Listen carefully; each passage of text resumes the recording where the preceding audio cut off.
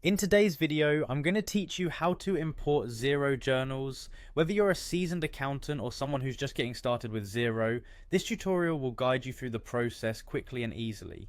First, you'll need to log into your Xero account. Head over to the Xero login page and click on the login button. If you don't already have a Xero account, you'll need to set one up. But for now, we're assuming you already have your login credentials.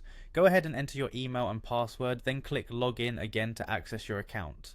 Once you're logged in, you'll be taken to the Xero dashboard. This is the central hub for all your accounting needs within Xero.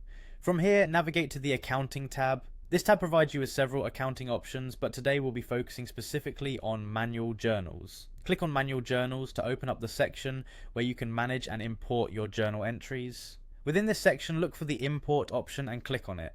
It's important to note that before importing any journals, you'll need a template. Fortunately, Xero provides a handy downloadable journal template for you to use.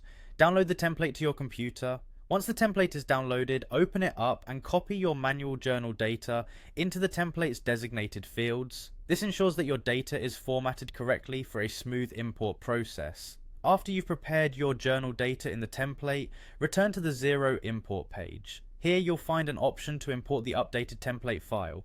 But what if your journal file is already formatted and ready to go? In that case, you can skip downloading the template and move straight to the import process.